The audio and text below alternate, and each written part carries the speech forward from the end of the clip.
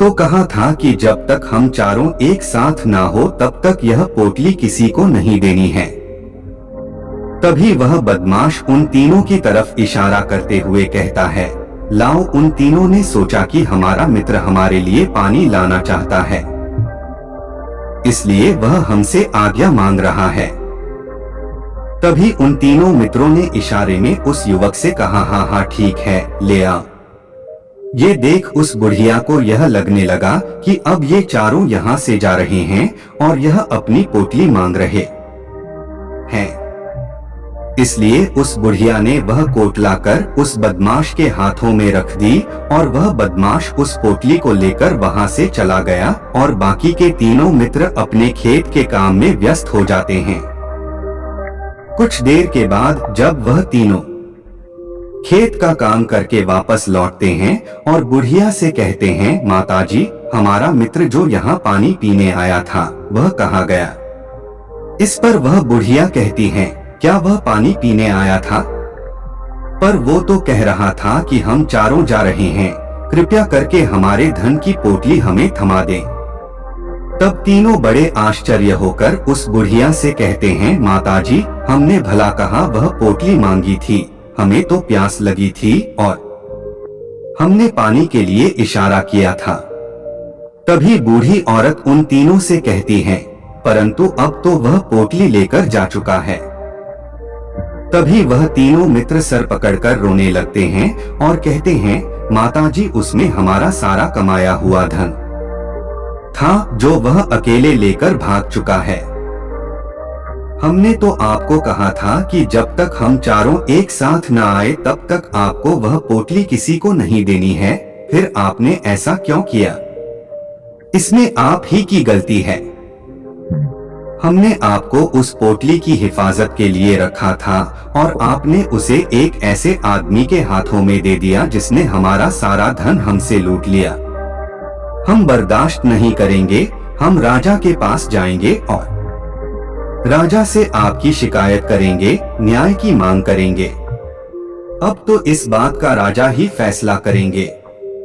तीनों नौजवान क्रोधित होकर राज दरबार में पहुंच जाते हैं और अपनी सारी समस्या उन राजा को बता देते हैं। जब वह राजा उन तीनों नौजवानों की बात ध्यानपूर्वक सुनता है तो वह तुरंत ही उस बुढ़िया को राज दरबार में पेश होने का आदेश देता है। राजा के आदेश पर राजा के सैनिक तुरंत ही उस बूढ़ी औरत को राज दरबार में पेश करते हैं और राजा भरी दरबार उस बूढ़ी औरत को दोषी करार कर देता है और कहता है, तुम्हें वह पोटली उस अकेले व्यक्ति को नहीं देनी चाहिए थी। जब उन्होंने तुमसे कहा था कि जब तक वह चारों एक साथ उस पोटली को लेने न आए तब तक तुम्हें वह धन किसी को नहीं देना चाहिए था।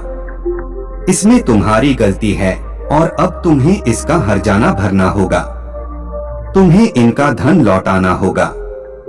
राजा का यह आदेश सुनकर बूढ़ी औरत फूट फूट कर रोने लगती है और राजा से मदद की गुहार लगाती है और कहती है, हे राजन, मैं तो एक बूढ़ी औरत हूँ और मेरे पास इतना धन नहीं है और ना ही मेरे घर में कोई ऐसा है जो धन कमाता हो।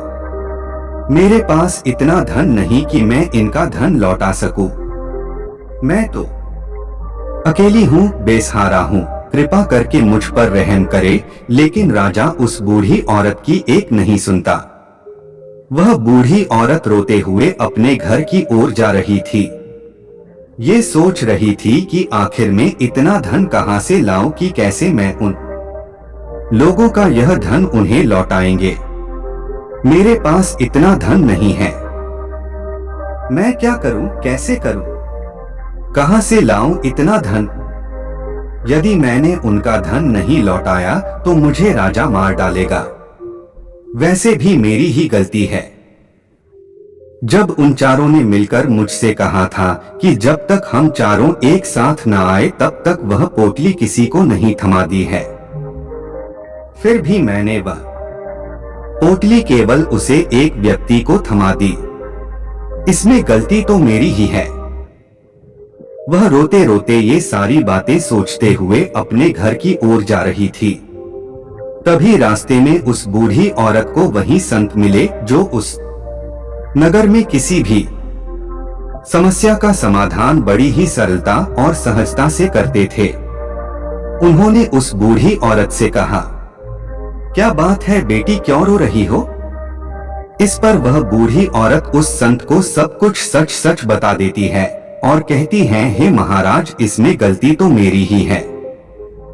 उन चारों ने तो पहले ही कहा था कि जब तक वे चारों एक साथ ना आए तब तक वह पोटली मुझे किसी को नहीं देनी है, लेकिन मेरी हिम्मत मारी गई थी जो मैंने वह पोटली केवल एक व्यक्ति को थमा दी और वह उनका सारा धन लेकर वहां से भाग गया।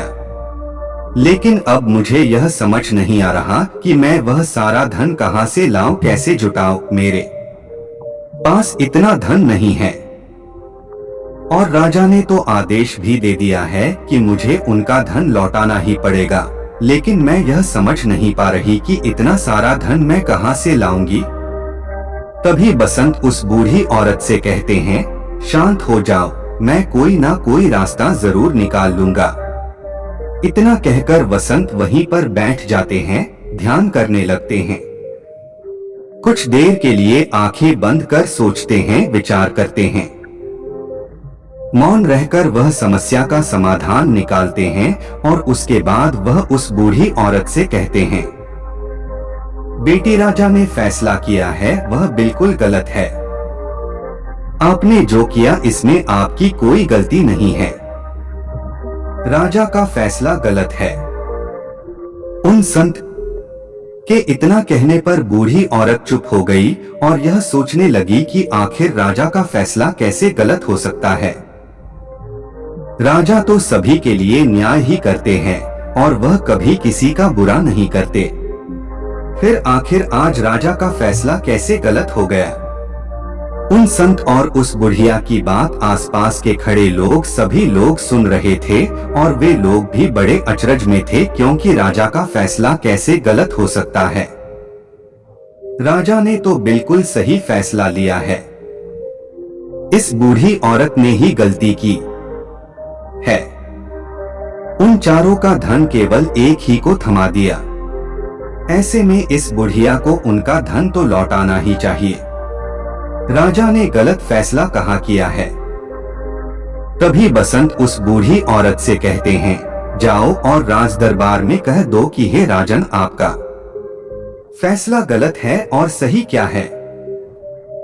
गलत क्या है इसका फैसला मैं करूंगा। पहले तो बूढ़ी औरत इतनी हिम्मत ही नहीं जुटा पा रही थी कि वह राज दरबार में जाकर भरे राज दरबार राजा को ये कह सके कि राजन, आपका फैसला गलत है। लेकिन जैसे तैसे उसने हिम्मत जुटाई और वह वापस राज दरबार लौटी। उसने डरते हुए भरे राज दरबार राजा से बड़ी थर्राती आवाज में कहा, हे राजन, आपने जो फैसला किया है वह फैसला गलत है। इतना कहकर उसने राजा को सारी बात सच सच बता दी। उस बूढ़ी औरत की बात सुनकर राजा बहुत क्रोधित हुआ। राजा ने उस बूढ़ी औरत से कहा, कौन है वह संत जिसने मेरे फैसले को गलत बताया है? क्या उन्हें नहीं लगता कि मैंने सही निर्णय लिया है? मैं हर रोज कई निर्णय लेता हूँ, कई फैसले करता हूँ, लेकिन आज तक कभी किसी ने मुझसे यह नहीं कहा कि मेरा फैसला गलत है। यदि उन संत ने मुझे सही फैसला न सुनाया, उन्हें फांसी की सजा दे दूंगा। यह बात पूरे नगर में फैल गई। सभी लोग यह जानने के लिए हैरान थे कि आखिर वह साधु ऐसा कौन सा फैसला सुनाने वाले हैं जो राजा से भी उचित होगा, जिसमें सबके लिए न्याय होगा।